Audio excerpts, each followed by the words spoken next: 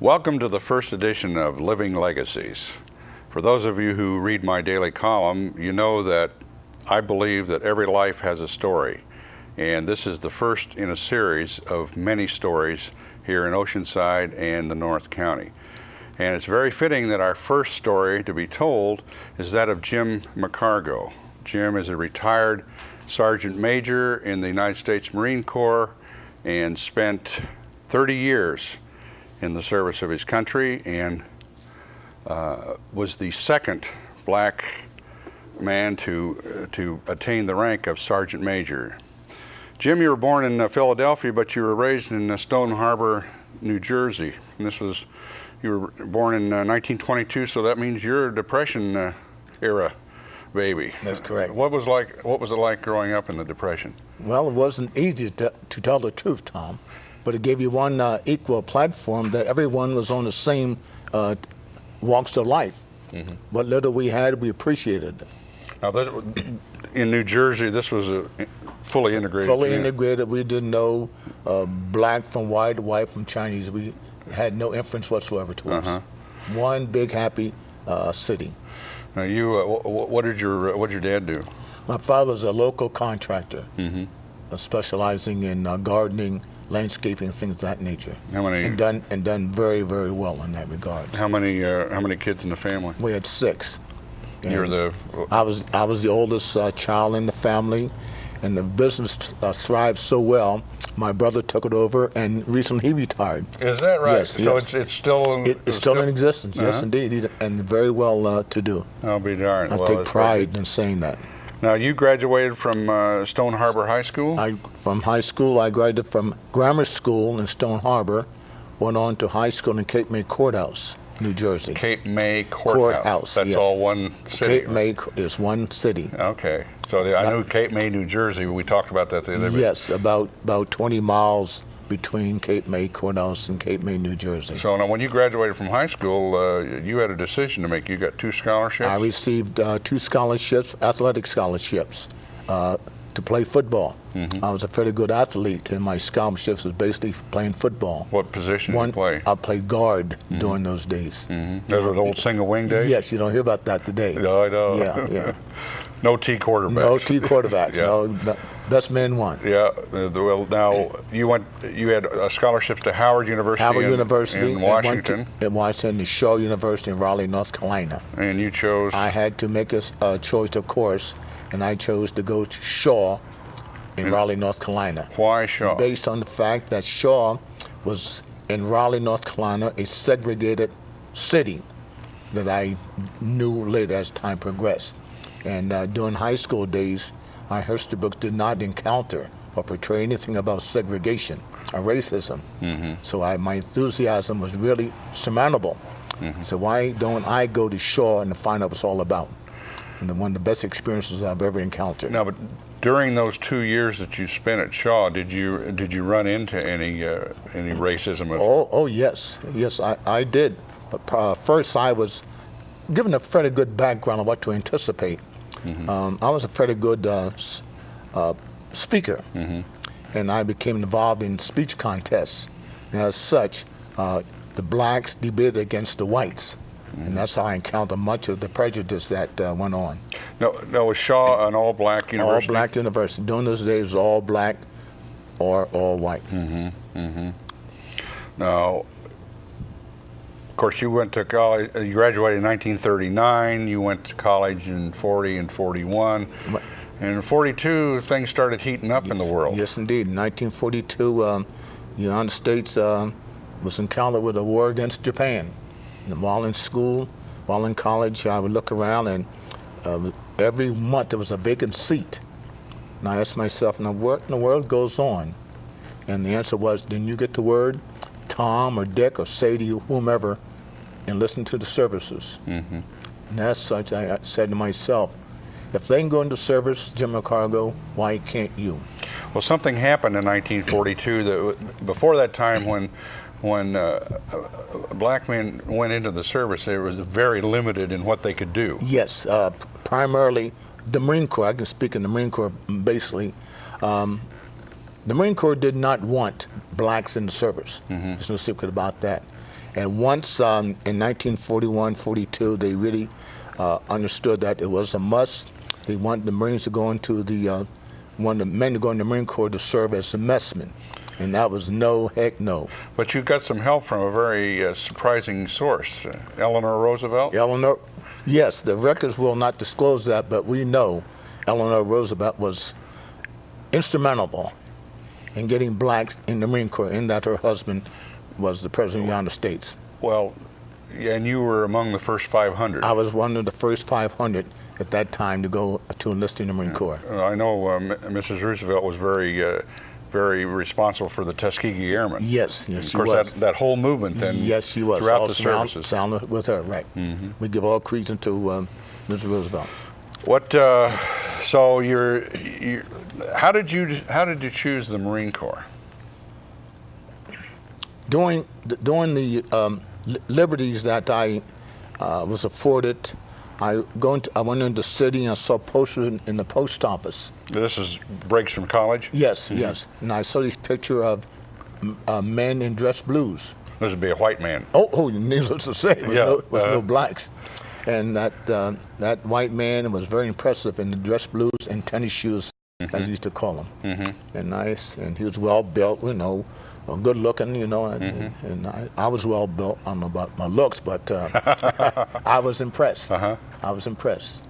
And that gave me the incentive to make application if possible. So what was the reaction when you went into the recruiter? Well, needless to say, the recruiter, I wasn't met with too much enthusiasm, but to make a long story short, I made application and I went through the rigmarole of getting into the Marine Corps until I got to the physical. Mm-hmm.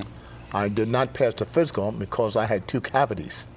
Bear in mind, back in those days, Tom, money was far in between.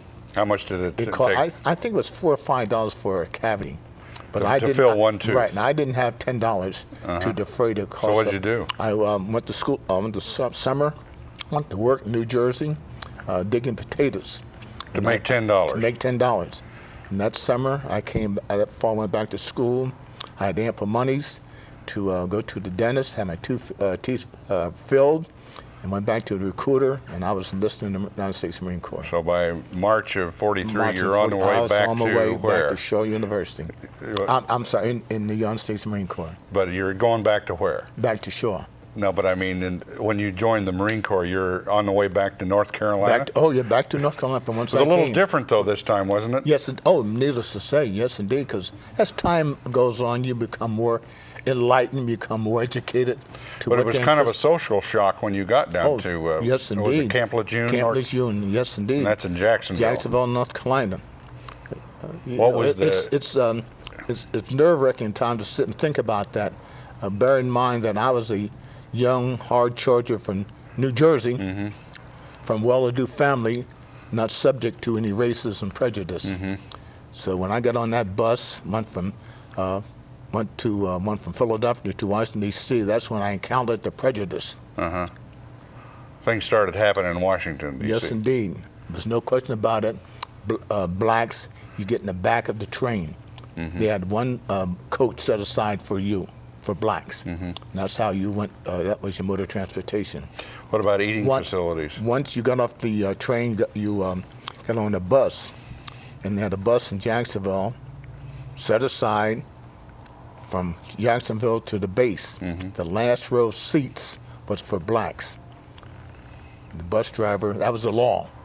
That was the law. Had you gotten any tips or any advice from your friends before you went down there? Yes, I was fully indoctrinated on what to anticipate. But still, you can sit and tell me these things, but it's nothing like being confronted with those ideas. You never had a problem with I had money. I had money in my pocket. I could buy anything I want within a sense of speaking. But when I was informed, you get on the back of the bus, and the white fella got in the front of the bus. Both of us had tickets reading the same destination, mm-hmm. same cost, mm-hmm. but he got on the bus first. Mm-hmm. When the bus was full, then Jim McCargo, a black, got on the rear of the seats and went through the base. And you couldn't spend that money just anywhere? No way, no way. No, the buildings, the signs, red, white, and color. And that was drinking fountains and drinking everything. fountains. When you pulled into Jacksonville, North Carolina, for example, the first thing you saw was white signs on the front of the cafe. Mm-hmm. Right around the back, it was signs that colored. And that's what they meant. So that when you, So if when you I had to got go up- to a cafe, that's where you had to Right. go. Once the whites separated from the buses, they went to the white entrance. Mm-hmm. Then we few blacks got off the bus, went to the rear of the cafe, and ordered our hot dogs and hamburgers. Bearing in mind the same hot dogs, same hamburgers, same cost, but we waited. You just couldn't eat together. Just could not eat together. Going to fight the same war. Now, you're on Camp Lejeune, and you're not going to be training with the white Marines. No, it's strictly segregated. And you went to where? I went to Camp Lejeune, a camp set aside called Montford Point. Which is camp. all black training. All black training. Except for the DAs. Right. DIs, the rather. drill instructors. The training was same as the whites, but all of our training was done by whites. Once the whites became fully indoctrinated with how I lived and talked, we relieved them. I became qualified as a Marine per se, then I relieved the white. So it became, after a certain time, it was really all black. Yes, oh yes, oh yes. Now, you were being trained as an infantryman? Yes, or? I was, everyone was an infantryman. Yeah, everyone was an infantryman, even though you had specialties that you pursued. Now, how long were you at Montford Point? This is 1943. 1943 to 1945. The total years, I don't know, But I mean, at one time, at what 40 point you went over 40 to seas? Yeah, 45. 45, you went to the South Pacific? Right, South Pacific. Then I came back. Yeah, And you were on Kwajalein? On Kwajalein, I went to Kwajalein, came back, then went back to Guam. I've been so many different places. Yeah. I just cannot memorize them. Well, the Marine Corps was pretty good to you as far as rank is concerned. By the end of the war, you were a staff sergeant. Oh yes, And that in Marine Corps, that's doing something. Yes, as I say today, Tom, education is your best investment. And that 2 years of college put you on That really, a leg up. right, step ahead of my drill instructors. I'm happy to sit here and say, and I've said it over the years, I was better qualified than my white instructors, and I feel that today. Once you get it upstairs, no one can take it from me. Education is your best investment, and I tell that to students today. Now, Go to school, go to school, go to school. when you get out, when the World War II is over with in September of '45, what you had a decision to make, whether to stay in or Or whether get out, right. But yes, I did. But there's still a depression. Money was hard to come by, and I could go back to school. Well, listen, all my buddies, all my friends are going into service, and I would go back and I'll be a loner more or less. And I said to myself, well, why don't I continue my service for another year, and that the pay was good. Really, pay was good, and I did, and I'm very happy I did today, staying when I did. No. But I took 2 years, 4 years at a time. Yeah. At no one time did you I never say- did really think, well, I'm going to make this a 30-year No, career. well, see, that was even mentioned during those days. And no, that wasn't a part of your. Just took it platform. as it came. Right, 2 years or 4 years. Now, in 1948, something else happened that dramatically changed your life, in that President Harry Truman fully desegregated Yes, and all of the services. Right, yeah, June 1942. Yeah, Or 48. 48. Right. So, What did that mean as a Marine? well, it meant basically that at last, that's what it meant, but it wasn't fully implemented, that we should be all treated the same. Everything would be the same. No white, no separatism. With that 2 years of college, if things would have been equal, you would have been afforded the opportunity to go to OCS. Oh, yes, indeed. During the war. During the war. But bear in mind, it was There wasn't that not, opportunity not, for not blacks. for blacks, no, regardless. 1950, the Korean War. Broke out. And you were on your way? I was on my way to Korea, and I was pulled off the ship in Pearl Harbor, spent a couple months in Hawaii at Lululay, Hawaii. I don't know if you ever heard that place or not, Lululay. Then I went from Lululay to Korea, spent a few months and came back. They kept me on the move. Okay. Well, now, were you always in an administrative capacity? Or? Yes, mainly. Majority of my time was administrative. Right. Okay. The Korean War ends. You've got some peace assignments, and then that Vietnam. Vietnam War broke out. Yes, in 1964. I was here at Camp Pendleton. Now, by this and time. then I got orders to go to Vietnam. And I didn't know anything about Vietnam and cared less. To make a long story short, I ended up on the USS Chicago. But something very special happened to you then. You were made Sergeant Major? Yes, I was in 1965, right here in my hometown was San Diego. And that's when I went aboard ship. And while in the Gulf of Tonkin, I was promoted to a Sergeant Major. And you were the second? I was the second black Marine in the Marine Corps to make Sergeant Major. For those of the folks at home that don't know, the Sergeant Major is the senior enlisted man. He's the senior enlisted man, right? He's the man. Right. He's right under the commanding officer. And that's what all the other he's the man that all other enlisted men go to if they've got a problem. Yes, more or less. Yes. Yeah. Yes. Yeah, of course, you took on the father confessor role. Oh yes, yes, yeah. Enjoyed every day. Well, now about 1973, you're pushing on 30 years. You go to headquarters battalion at Camp Pendleton. I was in Vallejo. in 1972 and 1973.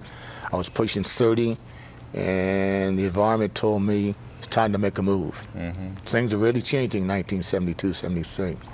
So I got a transfer from Vallejo, California to Camp Pendleton, and I became the Sergeant Major of 7 Engineers, and retired thereat.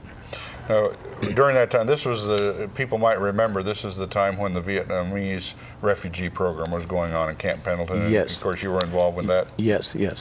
But so we skipped a period after I had 2 tours in Vietnam, and the second tour I was in Dong Hao. That's when I came face to face with the Vietnamese, and So you did see a little action. Oh yes, in Vietnam I did. Yes, Yeah. And that's when I had the opportunity to learn a little Vietnamese, to learn something, how they spoke, how they lived, socialize with them. So that came in handy during the refugee program. Right, and I got back to Camp Pendleton. I was Sergeant Major Headquarters Battalion. And during that time, I had the opportunity to work with the Vietnamese at 2nd ITR, 2nd Infantry Training Regiment. But your social service was just beginning. When you retired in 1973, you were appointed as the administrative assistant to the superintendent yes, at Oceanside Unified School District. By Rod Moore, he was superintendent. One of the most enjoyable times I've ever encountered. Now, what were you doing there? I mean, what was your main job? I was administrative assistant for community relations.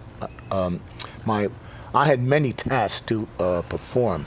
One of the tasks is to keep a tab or a focus on how the community felt about education, strictly from the minority standpoint of view.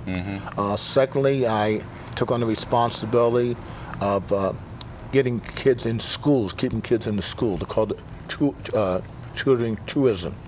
See the kids today on the random streets.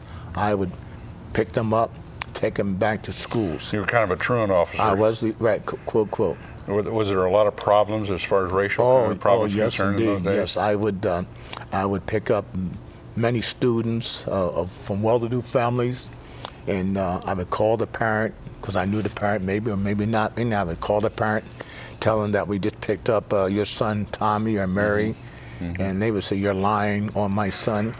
Bearing in mind I'm 50-some years of age, and your son or daughter is 13 or 12. And I'm lying on them. And I used to tell them, "What in the world can your daughter or son do for me?" And some of the prominent people in the city of Oceanside will attest to that today. Well, now, in 1975, you became involved in something very special with Oscar Culp and Herbert Brown. The 3 of you started the Involved Men of Oceanside. Right. And that came about, Tom, during the time I worked with the school district, and I actually saw so many students, minorities, walking the streets that should have been in school. And it really affected me then as it does now. So I got with Herbert Brown, Oscar Culp, we sat down and talked about this. What could we do, if anything? And we agreed, why don't we focus our attention upon education? And that's what we've done. we formed a group called the Involvement of Oceanside that dealt with the schools primarily, the force education, along with the police department. No, this group has grown over the years to how many? Right. We started out with 3 of us. Uh-huh. Oscar KOCT, Jim McCargo, and Herbert Brown. We have 18 now. 18. And this is not just all black. Yes, it is. Is all black? Right. All selected, not selected. Those 18 are dedicated black individuals that are devoted for the devotion of education. And you give out scholarships every year? Each year we give on average of 800 scholarship to El Camino, Fort Oceanside High. 8 scholarships. 8 scholarships a year. 4 at each high school? Each high school. And forthcoming year we're going to work with Ocean Shores. Hopefully we can assist them. And this monies that come through the scholarships, we work for it. No one gives us nothing. How do you raise the money? Even though we're incorporated now, nothing precludes Tom Morrow, for example, making a donation to the involvement and his income tax deductible. How do we raise money in addition to donations? We have barbecues. We have affairs that generates money. We have a dance occasionally, things of that nature. Well, I know that my old boss, former publisher Tom Morrow, said one of his proudest moments was when he was invited to become a member of we admired the involvement of Oceanside. Right, we admired Tom. Tom was a tremendous asset to the involvement of Oceanside. A lot of things was going on in the city of Oceanside that no one had an ear to other than Tom Morrow. It wasn't easy, but he accomplished the mission. Yeah. And as a consequence, Tom... Well, it must give you a great feeling to know that you've helped so many kids. Oh, yes. How many kids have you helped over the years, you know? Have you ever kept track? Oh, no, but I was, one way or the other, I would say over 300, one way or the other. That might not have had a chance to go to college if it hadn't been for your group. It was, not only financially, but just sitting down counseling them, now, taking food to the houses, things of that nature. Yeah. Well, I know the name is Involved Men of Oceanside. Do the ladies help? Oh yeah. Oh yes, indeed. Oh yes, indeed. they get to be. Oh yes, indeed. We're most appreciative for the welfare that the ladies have assisted us. Well, in 1988, you finished 13 years of work with the Oceanside Unified School District, and supposedly you retired. But from what you tell me, that isn't the case. Oh no, I think I'm more involved now than ever before. Really, and it's good, and it's good. Well, I know you're in the time that I was really active. I learned a lot, so that education helped me today to further my education assistance that I'm doing. You're a Paul Harris Fellow with the Oceanside Rotary Club. Yes. You and I are members together in there. You are a trustee on the Oceanside Public Library Board. That's correct.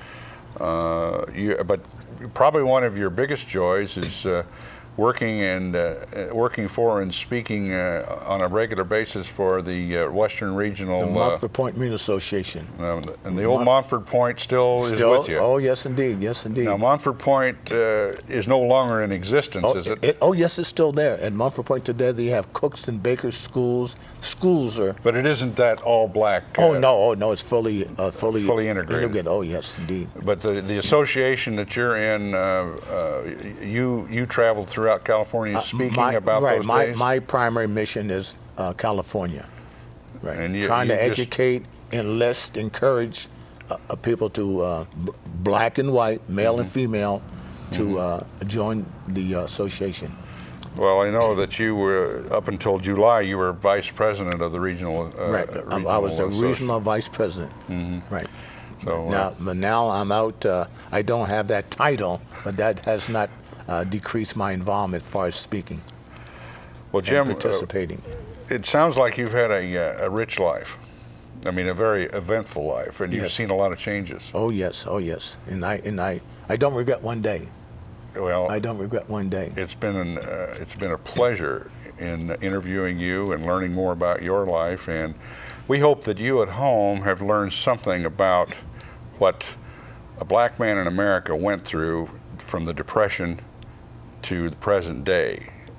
It's a story in itself, and we thank you, Jim McCargo, for sharing your life with us.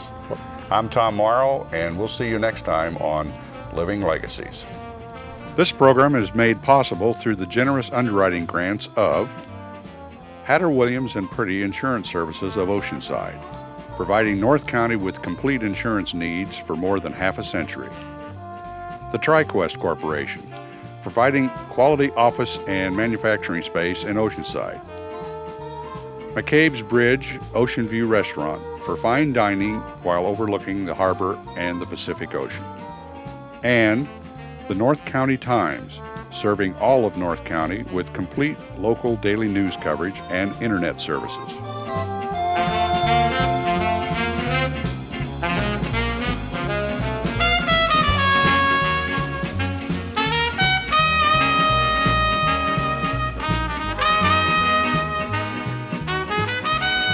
If you'd like to know more about the black military history of our nation, these books are available at bookstores and the libraries everywhere. The 761st Black Panther Tank Battalion in World War II by Joe Wilson, Jules W. Beckton, and Joseph E. Wilson. The African American Military Heroes by James Haskin and Jim Haskins.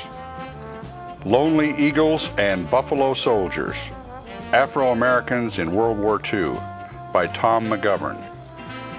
And Black Fighting Men in U.S. History by Edward Watkins.